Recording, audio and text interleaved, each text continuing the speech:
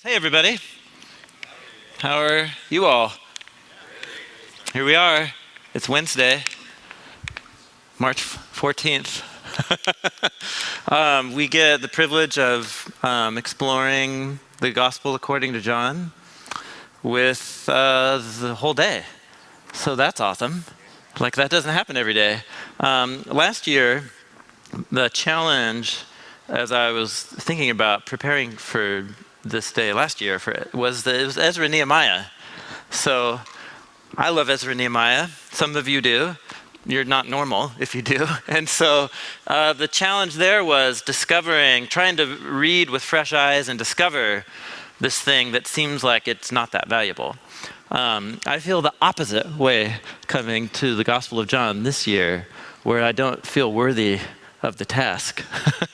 Like no amount of preparation and reading of the Gospel of John would I ever feel worthy to try and represent it.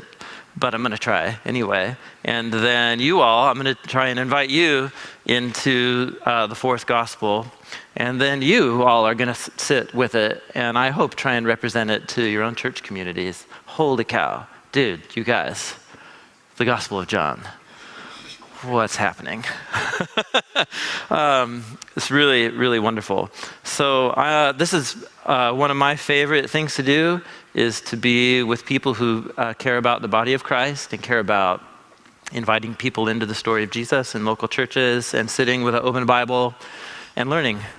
So that's what we're going to do. So cheers to that. Here's what are my thoughts, my plan of attack. One, I was just sitting like halfway over there, and already this whiteboard feels too small. So that's okay. This will be kind of an icon. This is very similar to the Bible Project poster.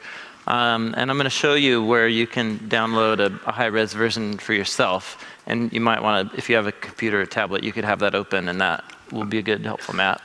So we have four sessions and then a Q&A time throughout the day. And so my goal for this first session is actually just to share with you all the stuff I've been discovering about how the Gospel of John works as a piece of theological literature, how it communicates, the artistic brilliance, and how John's designed the story to reveal Jesus to us. So that'll be the first session. And then the next three, we're going to just be walking through different sections of the book, and we're going to have a growing sermon outline document that you'll all be able to download at the end of today. And it'll just be ideas for how to preach through the section, or how to structure maybe some teachings, or whether it's a sermon series or a class. I don't know quite what your role is in your context, but my goal is that we all walk away understanding John better, in love with Jesus more, and with some real, like a skeleton outline of something you can go do as you read the gospel more on your own. Does that sound good? Great. Perfect. Let me show you a couple things online that you can download or have access to, where you can find stuff. I put everything just in a Dropbox folder that's online. If you start life, let's see. This is my Wi-Fi.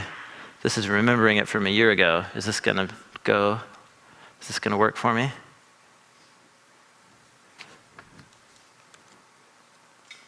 I'm going to timmackie.com, and this is the one thing I forgot to check.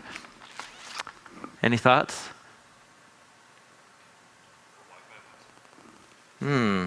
Doesn't say it's just super fast. Okay, at timmackie.com, up in the upper right, it'll always hang out there, a tab for Western Seminary. This is actually where I put class notes for all the classes I teach, but right here at the bottom, see it right there? Seattle Area Pastors Network, March 14th, 2018. If you click on Seminar Handouts, you'll see a few things. One is just a Gospel of John handout. It's in 3 formats. So if you're a Mac person, there's a Pages doc. If you're a PC person, there's a Word doc. And if you're something else, I don't know what you are. But there's a PDF for everybody. That's the Unity document, I suppose. Everybody could open that. It's the John 17 Unity document. And then the other doc here is what I'm just going to call Sermon Series Ideas. And that'll be a Pages document through today, just because I'm going to be working on it. And it'll update live as a Pages document throughout the day. And then what I'll do at the end of the day is export it as a PDF and as a Word doc again. But basically, this is just going to grow throughout the day.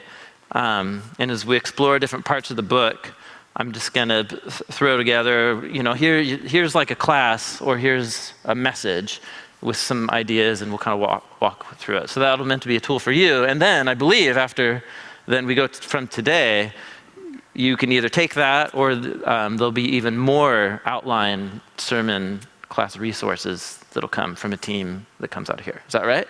Okay. Deal. So is that all clear where all that stuff lives?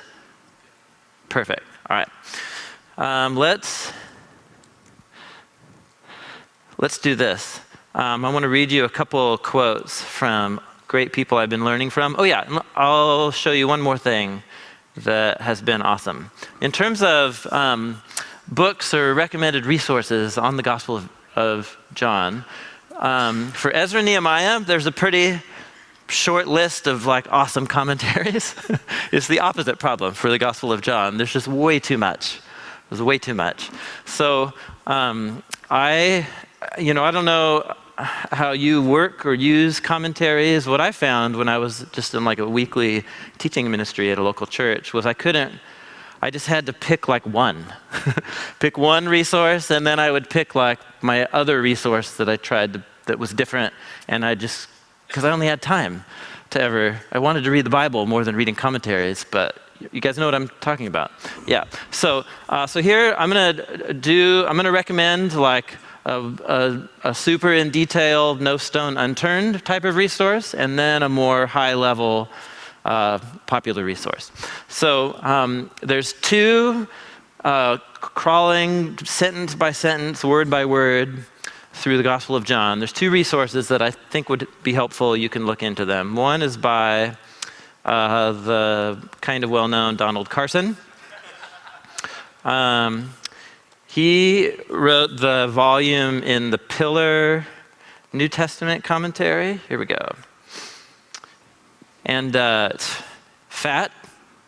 And he talks about everything. Anything that's ever occurred to you, like, that's odd. He's written 4 pages on it, kind of thing. So it's truly, it's really, really helpful. And again, he's coming from Orthodox. He has a high view of inspiration and authority of the Scripture. But he really cares about issues of historicity, and so he engages with the full spectrum of scholars across the theological spectrum. So that's no stone unturned. If I know some people find the way he writes sometimes like hard, he's kind of like a scientist or something. So if if he's not in your ballpark, then perhaps Andreas Kassenberger is. And he also wrote a super fat volume I think we'll see, it's the Baker New Testament commentary series, something super fast. So there you go, Kassenberger. So that's also verse by verse. What's great about both these series, neither one of them assumes that you know Greek. So if they talk about Greek, they'll always not use the actual fonts of the language. They'll like spell it out in English letters or do it in footnotes so that you don't like have to depend on it and so on. So they're trying to be accessible, but do you think there's a solution maybe for faster internet? I'm on the public. Anybody?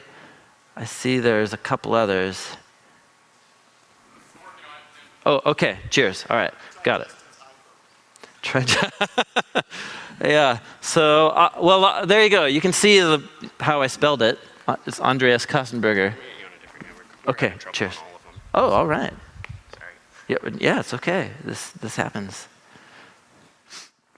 Okay. So let's see, we can talk about other things. Bible Project has, we made 2 videos. The Gospel of John's so amazing that I didn't want to just limit it to 1 video. So man, the way this thing's designed is really beautiful. And I'm gonna just show you, it's just a couple things that John is doing. And once you realize his techniques for showing you when he's closing a section or opening a new section, you see it. It's such a great set of tools that he has. And so John has designed this thing to unfold in a series of movements of an opening, a key transition with Lazarus, and then a epilogue, a conclusion and an epilogue. And then within those 3 pillars are 2 large sections, and he's created little bookends at all of them to help you know how to. So it's like a really well-structured play, like going to a multi-act play. In the beginning and endings of each section are really clear. So that's awesome. And here we go. Cheers. Thank you, Justin. Kossenberger. Okay, so here's Kossenberger. He loves John so much, he wrote a big fat commentary. Let's see, no, that's his introduction. Kossenberger, the Gospel of John. Trust me, if you look for the Baker, here, let's do this. Encountering John is his introduction to the Gospel of John. In the Baker, here it is. Baker Exegetical Commentary on the New Testament. It's like this thick. So you get the Kindle version or something like that. So there's that. Then Encountering John is his like seminary, Bible college introductory textbook to the Gospel of John. So it's short and it's an overview. But again, if your goal is, if you want to look up if any little random thing as you're reading, like, well, what's up with that? He's written pages on it in the big fat volume. He's also written, what we saw here is a theology of John's Gospels and letters. So this takes a thematic approach where he goes through and he just traces key themes that are repeated through the Gospel. So belief, or life, or water and spirit, or testimony or witness. And he just has whole essays on themes that run through the Gospel. And he's done one on the Trinity in John's Gospel. He's done one on the mission of Jesus. This guy's a John animal. Andreas Kossenberger, holy cow. Okay, so those are the super detailed resources. Resources that you'll be able to read and scan more quickly and that aren't trying to uncover every single stone. One of my favorite is actually in the NIV application commentary series, if you've ever used those at all. Gary Burge. And one, he just writes really beautiful English prose writing. He's a good writer. He's a creative communicator. And if you've ever used this series, it has a section on like reading this passage in its historical context, reading it in its literary context, and then thinking about it in dialogue with modern Western culture today. So he'll like tell stories, he'll insert poems sometimes. He has really stimulating ideas about how to talk to 21st century audiences about what's going on in this passage. Anyway, Gary Burge. He's awesome. He also has a good commentary on the letters as well. So that's one. And then I'll just give you one other more popular level resource is a short commentary by Colin Kruse in the Tyndale. Have you guys ever used the Tyndale Old or New Testament commentary series? It's a complete series. So there's one volume for every book of the Bible. And they're great. They're never more than like this thick. So I've led like home groups through books of the Bible using these resources, the Tyndale commentaries, but it's really good. And it moves through section by section, but he's super concise and he's awesome. So there you go. Gary Burge, Colin Kruse, and then also Kossenberger and Carson. And then, I'm sorry, you guys, there's a new one, Marianne Thompson, John. I've only begun to use, actually it was in prepping for this that I started to read this, but Marianne May Thompson just came out with a John commentary in the New Testament Library series, and she's a beautiful writer, super creative, and there you go. So that's 5 resources. I told you I wouldn't give you too many, and I just gave you too many, but there you go. So those are some of my favorite things on the Gospel of John. I'm going to go to the doc. The other doc that's in there in 3 formats is just my John handout. Allow me to read a quote from one of my favorite biblical scholars, Richard Hayes. It's on the bottom of page 1. And he has a great way of talking about what's happening in the Gospel of John and how it's unique and distinct among the 4 Gospels. I can't improve on his words. Let's just read it. He says, John has condensed the traditions of Jesus' healing and miracle working activity down to a few selected episodes that are given more extended development than in Matthew, Mark, and Luke. So I don't know if you've ever noticed this before. All right, the 4 gospel accounts. Jesus is so awesome that no one version of his life, death, and resurrection can do justice to the full reality. It's maybe an overused metaphor for 2 different things, but it's a helpful one. It's like a precious gem, like think of a diamond or an emerald, whatever, ruby, pick your gem, with many facets. And it's as if this thing is so brilliant and amazing that no one angle can do full justice to what it is.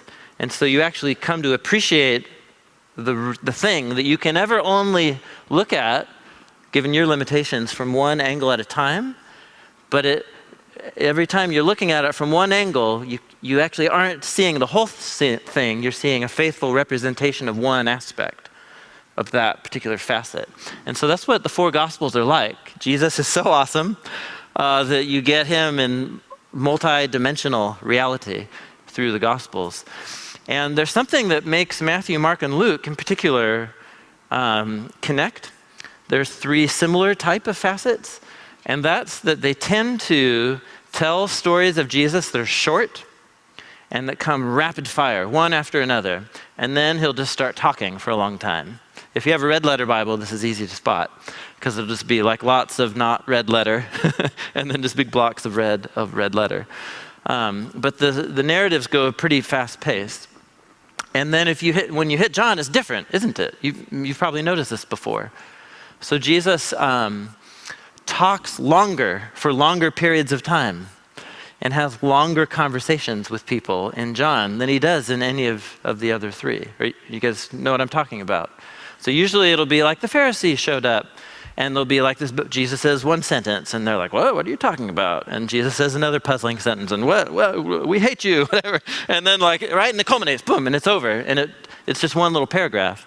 And in John, Jesus will show up, in a city and then sit down, and he's hungry, and a woman shows up, and then there's this long, it's like 2-page conversation, sprawling. And then the neighbors get involved, and then it's a long conversation. Are you guys with me? That's the difference here. So that's a difference in narrative technique. John is trying to engage you with Jesus in a way that's different. It's not rapid fire. And that's what Richard Hayes is getting at here. And so it's a beautiful thing about the Gospel of John. I have also found it's a unique challenge, especially in like a Sunday gathering type of environment, because you have to commit to reading long sections of the Bible. You can't just take snippets out of his conversation with Nicodemus. There's nothing for it, right? I mean, you can, but you're ripping things out of context, so don't do that. You just have to allow these stories to tell themselves because they're told so masterfully. So there you go. So John has taken, instead of trying to give you as many stories about Jesus as he can, he's taken just a handful, as we're going to see, literally just a handful, like a dozen. And he's given them extended development, more than they get in Matthew, Mark, and Luke. In the same way, John has also uncluttered his narrative form. For example, from Matthew's 124 quotations and allusions to the Old Testament. So that's Matthew. He's just no holds barred. Jesus is Israel's Messiah who fulfills the scripture, right? It's everywhere in Matthew, right? Sentence after sentence. John has chosen just a handful, about like 15 or so key Old Testament texts and passages, and he just keeps returning to them over and over and over again throughout the different stories. But each one that does appear, each Old Testament connection that does appear, is given proportionately greater value as a pointer to Jesus' identity. Take Luke, for example. If he's the master of the deft, fleeting illusion, John is the master of the carefully framed, luminous image that shines brilliantly against a dark canvas and lingers in your imagination. John's narrative technique is analogous to the visual artistry of Rembrandt's portraits. He's not attempting to compile the maximum number of Old Testament allusions. Rather, he prefers to focus on singular, artistically selected instances that repay sustained meditation. And he relies heavily on evoking images and figures from Israel's scripture. The reason why I found this so helpful, I don't know if you've ever looked up Rembrandt's, let's just do Rembrandt, Jesus. Let's see what Google gives us. So here's a good,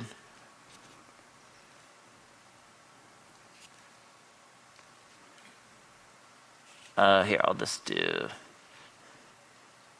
we'll just zoom in here. So what makes, I don't know if you know anything about Rembrandt, I'm not an art historian, just an amateur. But his main technique was to set his key figures in a spotlit foreground and create these masterful dark backgrounds. And he would paint these atmospheric type of moments by setting things in the spotlight against that dark background. And it's just I'll just forget Rembrandt Jesus, just look at a group of Rembrandt's photos and you just can see this is his deal. Yeah, do you see it? It's just dark backgrounds, right? And then he uses light in these really, really amazing ways. And so he has a whole collection throughout his career of famous Bible stories. And that's he's like the master of light. Not like Thomas Kincaid. He was a different master of light. So anyway, that's the idea here. So what Hayes' point is as if Matthew, Mark, and Luke read more like a comic book or a graphic novel, where it's just scene after scene and clear, Jesus does this, Jesus does that, Old Testament everywhere.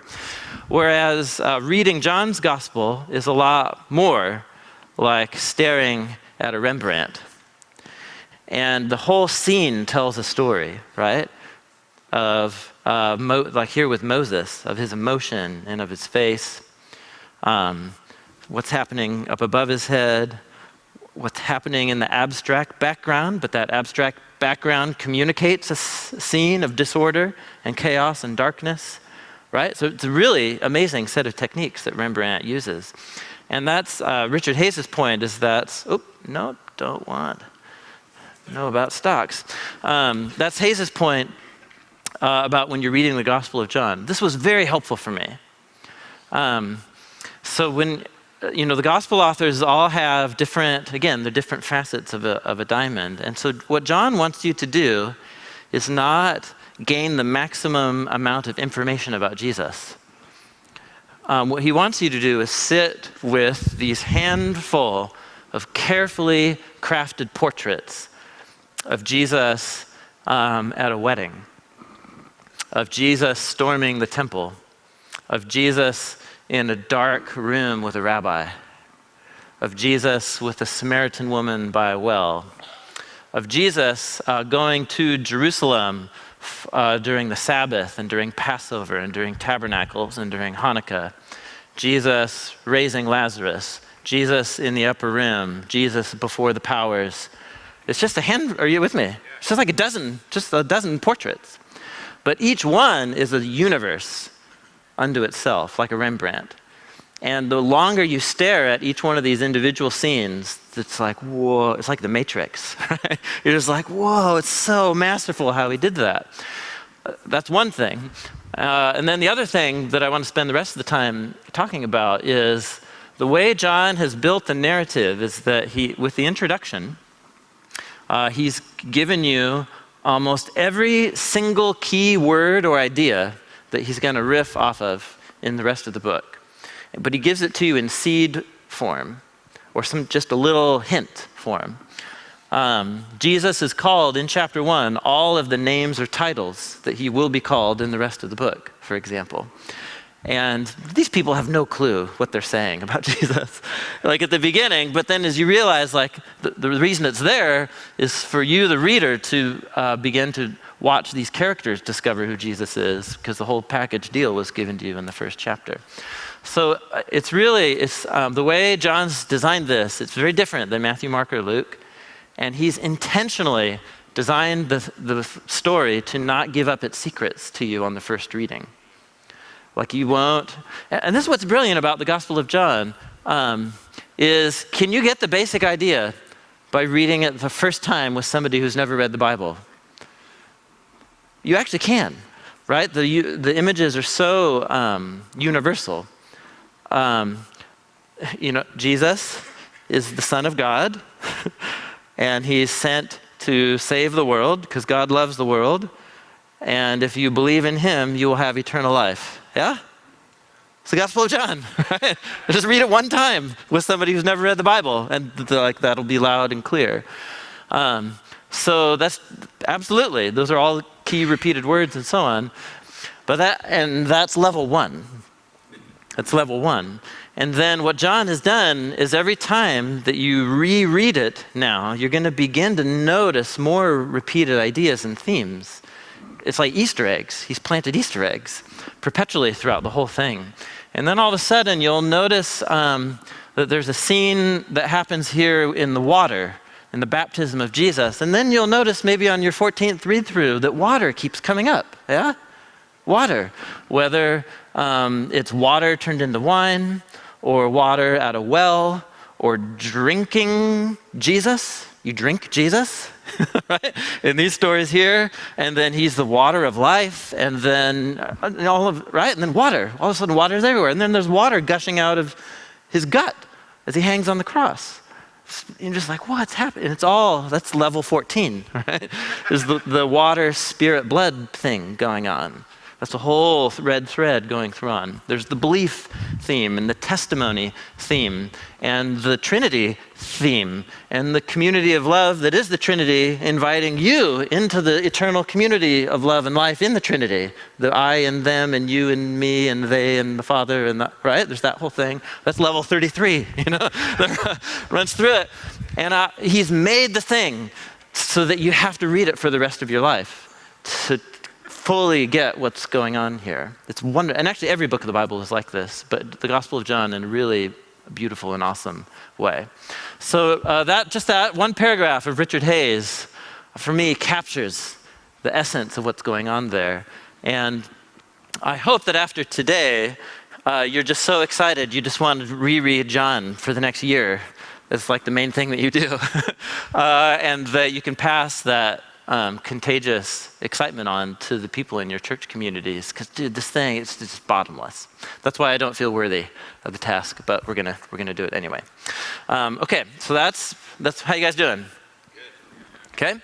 Okay, so here's a wonderful thing about the Gospel of John, is that he tells you, let's just say you're reading it for the first time, he tells you at the end of the book what he's just done to you.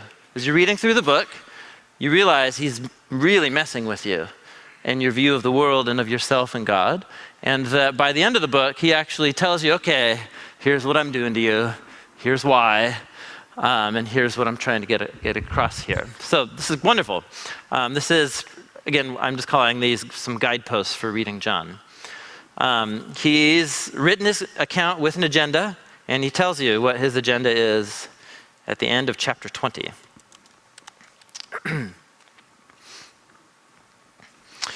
At the end of chapter 20, it's a little epilogue here, after the empty tomb and the first resurrection appearances. And John breaks out here. He breaks out of the narrative, and he just starts talking to you, the reader. Yeah? And he says, you know, dear reader, I could have told you so many other stories about Jesus. Jesus did so many things in the presence of his disciples that I haven't written about. Now, this is interesting because this is like a meta comment. This is John telling you about, there's so many things I could have done as I wrote this representation of Jesus. Notice it also assumes, or at least implicitly assumes, that there are other places you can go to find those other stories. He's aware of the other apostolic accounts of Jesus floating around. But then he says, I didn't want to give you all of those. I have just selected these dozen portraits right here. I've selected these ones in particular. Why? Well, because I want to persuade you to do something. I want to persuade you to trust. To trust that Jesus is the Messiah, he's Israel's Messiah, and he's the Son of God, which is, in the Old Testament, another son, another name for Messiah. But in the Gospel of John, it comes to take on a new layer of meaning, namely that he is the physical embodiment of the God of Israel in human form. He's the Son of the Father. So he's trying to persuade you to do something, and he wants to persuade you to trust that Jesus is Israel's Messiah and that he's God incarnate, because he thinks that that's about the only good thing you and I have going for us here on planet Earth. Because that trusting in that one is the way to have life. Now, when you come across each of these words, Messiah, Son of God, believe, and life, if you've read through it 32 times, you've already have a whole concordance activating different key stories in your head where belief has come up and where life has come up and so on. And so he's culminating it right here. So is John a dispassionate, objective, journalistic account of the life of Jesus? Explicitly no. Which doesn't mean it's not truthful, right? He very much is claiming, it matters to him deeply, that Jesus is a human, that these events are anchored in history. But he's not just giving you security camera footage of like what happened in these events. He's chosen carefully the events, and he's told them precisely in a certain way to highlight key themes, to mess with your mind, and to get you to adopt a new view of the world, a new view of yourself, a new view of God, and a new view of Jesus. Everything in this account is aimed at accomplishing this goal. So I find this really helpful. It's very helpful when somebody tells you why they did something. Right? So isn't that what we spend half our time doing, is trying to figure out why that person just said that to me? Or like why that person did that in that meeting, or why somebody sent me that email, what were their real motives? So here it is, crystal clear. Here's John's real motives. He wants to change the way you think, he wants to change the way that you live, and he wants to change the course of your life by leading you to encounter Jesus through this account. How you doing? Thank you, John. Thank you. He also has an epilogue, the last chapter, which is interesting. We can talk about that, or maybe in the Q&A if you have some questions about it. But he has an epilogue, and then what's almost like a second conclusion. The epilogue identifies the person who's the narrator's voice that we've been hearing throughout the whole account. It's someone called the disciple Jesus loved, is the voice, the name given to the narrator in the book. It's not in other words, church early tradition that I think is faithful goes back to this comes from someone in the apostolic circle named John, and whether that's John of Jerusalem or John the Elder, or whether that's John of Zebedee, or whether those two Johns are the same thing, people have been debating that for 2,000 years. But it's somebody named John who was in the apostolic circle. But what's interesting is that in the book itself, it never identifies the narrator as John. It identifies the narrator as the disciple Jesus loved. And then, look at how these are the last sentences of the Gospel of John. So there was a story about what Jesus said to the disciple that he loved. And then the story ends this way. Hey, dear reader, this disciple that you just read a story about right here, yeah, that's the disciple who wrote the book that you just read. The guy who's the story you just read about is the guy who just wrote the book that you just read. And we know his testimony is true. How you doing? This really, there's a famous, is it Thanksgiving? Norman Rockwell painting. Yeah, totally. This is so good.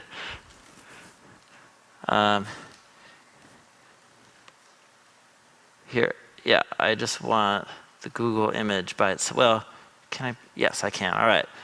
Do you see this image right here? What do you notice about this painting? It's classic Norman Rockwell.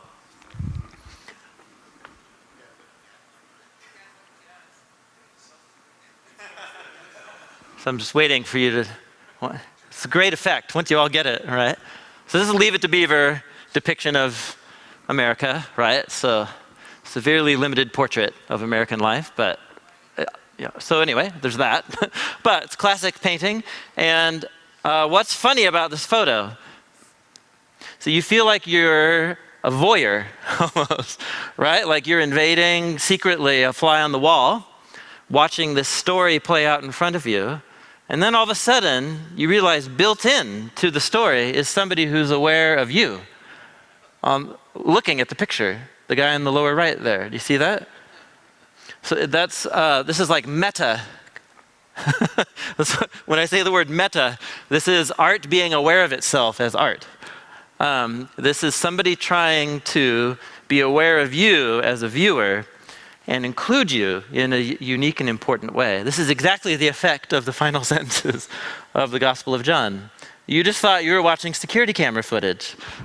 And then all of a sudden, you realize, like, oh no, we know you're watching. So let me tell you, this whole account comes from the disciples whose story you just read. And we know that it's a faithful representation of Jesus. And you're like, who's we? Who's we? Yeah? And so welcome, there you go. Read Don Carson or Andreas Kassenberger. They have 20 pages on this, right? So long debates about the we, but what it at least tells us is that the Gospel of John comes from in one of these early apostolic figures who wrote this in the context of a community. And it's to a community that he shared and wrote this account, this portrait of Jesus. And that community is putting their stamp on the apostolic faithfulness of the account. Isn't that fascinating? So interesting. Then we go back to John, the first person narrator. And he says, man, there's so much else I could tell you about Jesus. So many other things he did. You know, if I were to write about everything that he did in detail, I don't think there would be enough scrolls that could contain, the whole amount of scrolls in all the world couldn't contain everything that I would write about him. And then the book of Acts. Are you with me? This is so awesome. What a great ending. Yeah? I mean, it's so wonderful. So you get these two endings here. That one that tells you why you just went on the roller coaster ride that you just did. And then you get another ending, and they're clearly coordinated. The there's so much else he could have said about Jesus. He selected these Rembrandt portraits for you to stare at for the rest of your life, for them to fuel your heart and mind and passion for Jesus. They're all aimed at persuading you to trust that Jesus is the Lord of the nations, that he's God with us, and that he's the Messiah of Israel. And this is an account written to the church. It's written for the church. We know his testimony is true. So the apostolic presentation of Jesus, it's for God's people. It's for fostering the faith and commitment and devotion of the people of Jesus. That's what these two endings are telling us. So this is really important, how these endings work. And then if you're in the habit of rereading the gospel, you're going to go back now to here and read it with a new set of eyes and be noticing all kinds of other things. Because the little face that's staring at you from the corner of John right here, actually he peeps out his head about 4 other times here, where he'll pause the story and be like, hey, dear reader, do you understand? You probably don't know this Aramaic word. Can I translate it for you real quick? Sometimes he'll like step in and translate Aramaic words for you. He'll tell you an Aramaic word that he knows you don't know, and then he'll translate it for you. He's trying to do something with you. And multiple other points. But there you go. These are unique features of the Gospel of John. How you guys doing? Okay. Here's something else about the Gospel of John. Let's go down. Let's see. Did I make this point? Oh, this is what I was just talking about. But it's worth showing you. Here's another example. This is after Jesus storms the temple here in chapter 2. And what he says to the Jewish leaders is, destroy the temple and I'll raise it up again in 3 days. You probably know the story. And they're like, 46 years to build the temple. And so, right, it's clearly a case of misunderstanding, which happens a lot. And then look, the story just pauses and the little face in the corner of the painting stares out at you and says, oh, dear reader, sorry, if you're not grasping why I put the portrait together this way, let me just tell you. The temple that Jesus is talking about in the story you just read, it's his body. And here's the thing, if that's puzzling to you, it was to us as well. It was actually only when he was raised from the dead that we remembered that he said that weird thing about his body being the temple. And we didn't get it. But then when he was raised from the dead, oh, we got it. Then we believed in the scriptures Jesus was connecting to, the Hebrew scriptures that he was connecting to, and the words that he said. Okay, now back to the story. He keeps going. Are you with me? This face staring at you. So he does this about 4 times in the narrative, where he'll come in and it'll be John saying like, man, Jesus was so strange sometimes, and we didn't understand why he did this or why he said this. And it was only after he was raised from the dead and we hung out with him and he explained what this was all about. Oh, now we get it. So it's a really important clue to how he's designed the book. That the story's told from the perspective of the end, yeah? And the story's told so that to really comprehend anything Jesus says or does in the story, it's always pointing forward to the moment of the crucifixion and the resurrection. Does that make sense? So no, he just told you a story about Jesus storming the temple, but he tells you in the story, you're not really going to understand the significance of this until you get to this part of the story. And then you're going to have to reread it and then come back again, and then you'll see this whole temple body thing and why I'm telling the story the way that I'm telling it. So what an interesting way to tell a story is he's telling us that this moment of the narrative, Jesus dying on the cross, and Jesus walking out of the empty tomb, that everything in the story is pointing forward to these 2 events.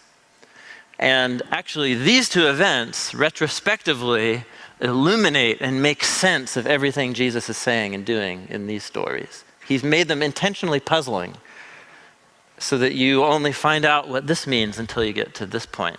Hey, are you guys with me? So he does this so many times in the book. It's clearly like a principle. And pastorally, this is amazing because this isn't just a cool literary device. He's teaching us how to be Christians, right? He's teaching us how to think Christianly, of how to look at puzzling events and ponder them in light of the events that we say are like the fulcrum, the key turning point of history. And in light of the cross and the resurrection, now there's light shed on this event that I couldn't fully understand otherwise. And what else does it mean to have the mind of the Messiah, the mind of Christ, put to adopt that same pattern? Are you with me? So he's teaching us how to think, to really live as if the cross and the resurrection is the key, the decoder ring, to understand the meaning of your life and the meaning of history and the meaning of this book too, by the way. Are you with me? It's it's brilliant, absolutely brilliant. The Gospel of John. Okay, how you guys doing? So, first, interpretive guideposts for reading John. He told us why he wrote the book. He tells us that everything in the book is pointing forward to the cross and the resurrection. He's just carefully selected a handful of portraits and gave them amazing depth, so you have to read and reread them. Last thing is another quote, and then I'm going to give you one example. This is from my other favorite Gospel of John scholar, who's yet to write a commentary. Do you guys know about Richard Balcom? Holy cow, this human being. So he's a professor of New Testament and Judaism at the University of St. Andrews. He's retired now, but what that means is just he doesn't have to lecture anymore. I have a good friend of mine who actually works at University of St. Andrews, and hardly anybody ever sees this man because he literally lives in his study, apparently. But man, so he's written a handful of volumes that are studies in the Gospel of John. They're just collections of essays on the Gospel of John. I'll recommend one just because it's awesome and really interesting. Here we go. So this is Richard Balcom, Gospel of Glory? Is that? Yeah, here we go. So Richard Balcom, Gospel of Glory, major themes in Johannine or John's theology. So really what he's done is he's just taken key repeated words in John and he just traces them through the whole book. Poof. So glory or belief or water, so good. Anyway, sorry to recommend too many books. That's not helpful to you. So this is a really helpful quote in a wonderful essay, but a helpful quote. He says, the Gospel of John is a text that constantly creates the impression that more is going on than immediately meets the eye. Right? So people come up to Jesus after he just fed them, and they'll say, like, where did you get this bread? And he'll say something like, you know. He'll just say some weird off-the-wall thing. He's like, if you don't do the works of my Father, you will not see eternal life. And you're like, what? How is that an answer to their question, right? You know what I'm talking about? It's just Jesus is puzzling in this book. He never answers anybody in a straightforward way, and he always responds to people in a way that invites these long conversations that never go the way a normal conversation should go, but he's leading them down a path. He's like this wise sage riddler. He's the book of Proverbs embodied in a human, really. And so that's Jesus in the story, but then the story itself is that way. If you've read Matthew, Mark, and Luke, you know Jesus storming the temple is the thing that put the target on his back at Passover week. But John's taken that story and put it right all the way up at the beginnings. Like, why did he do that? He must have a really important reason for dislocating that story from its chronological location.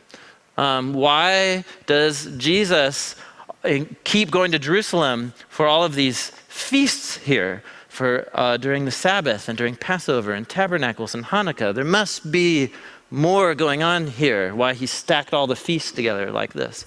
This kind of thing.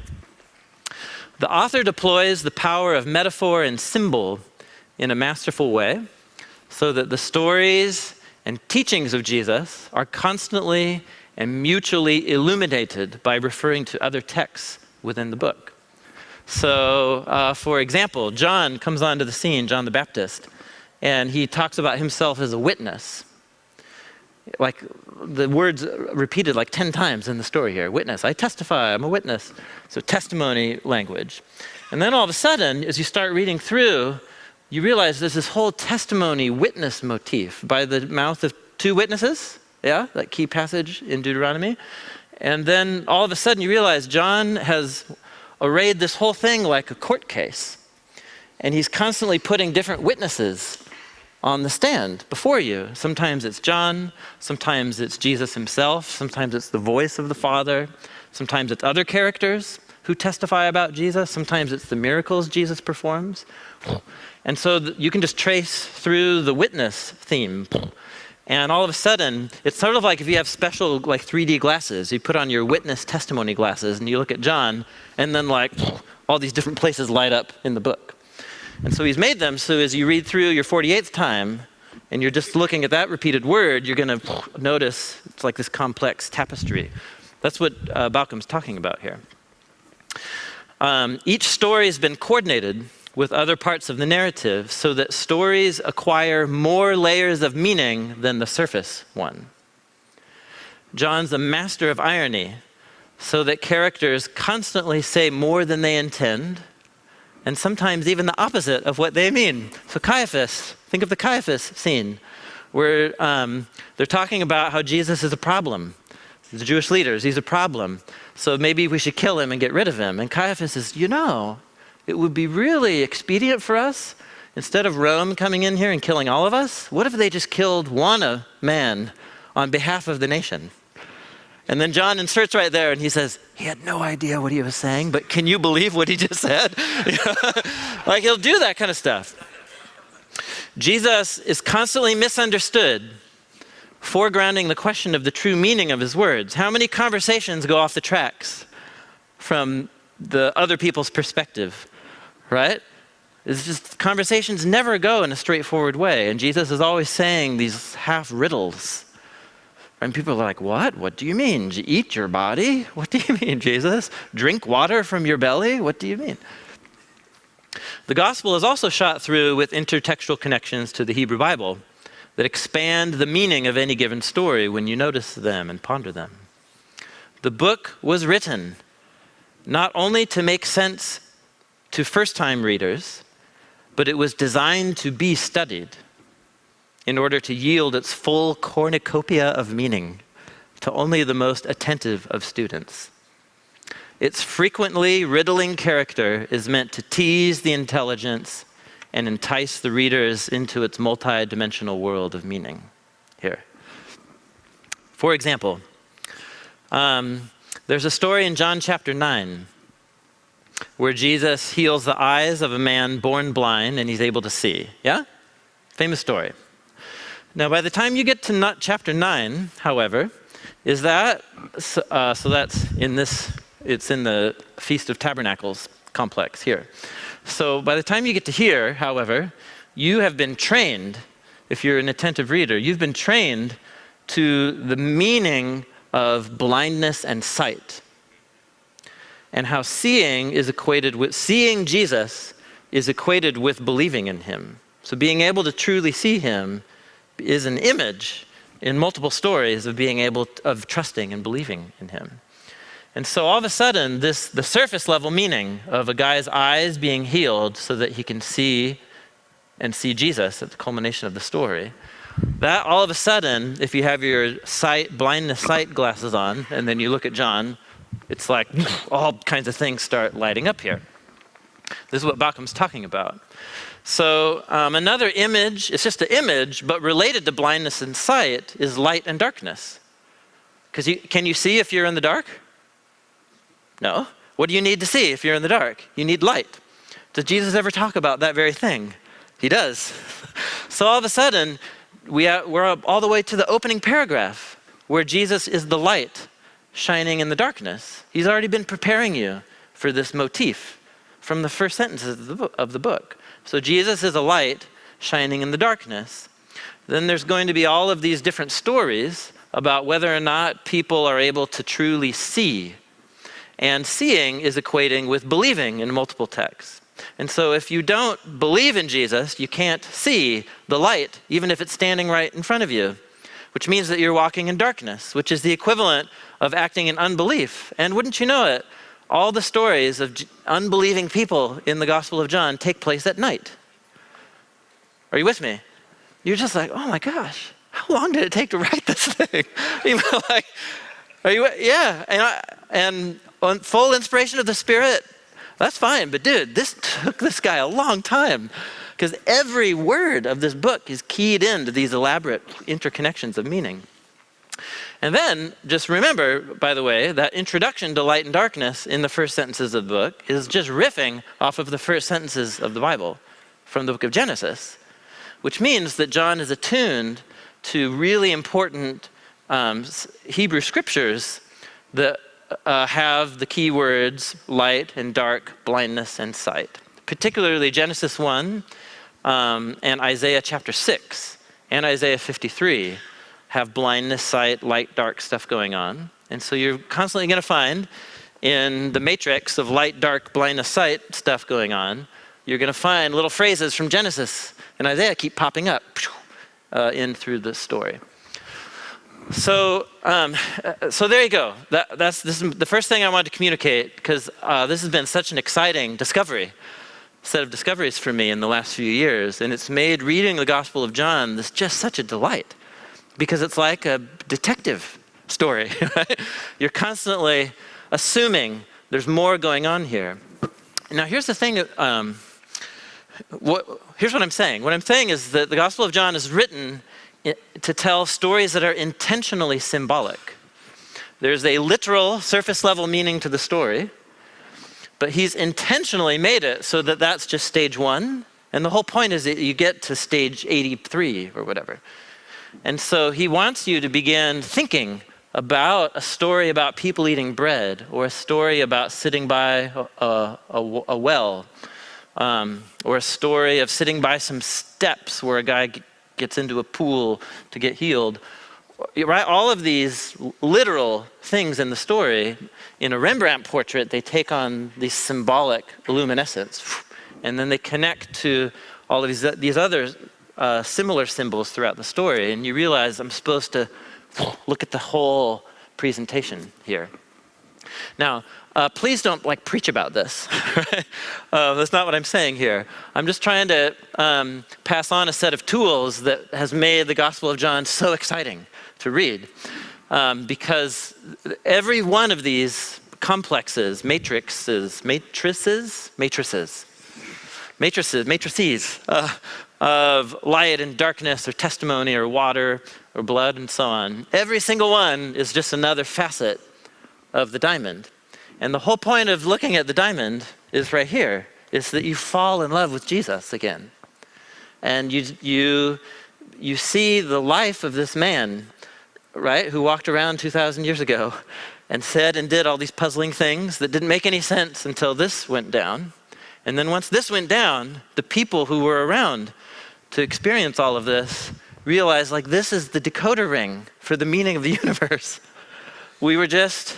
This is the meaning of life, is the love of the Father embodied in the human Jesus, and how all of humanity, through the presence of the Spirit sent by the Father and the Son to invite all humanity into the love fest that the Father, Son, and Spirit have going on.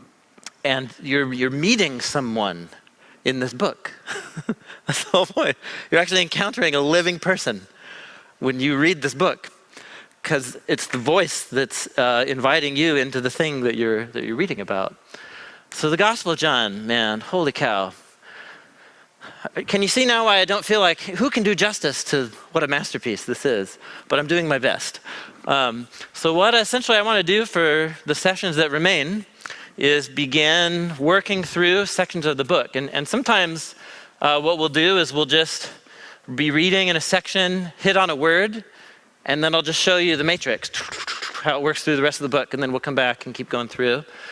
And we could just do that all day, but that may not be helpful for helping you build like a class or a sermon series.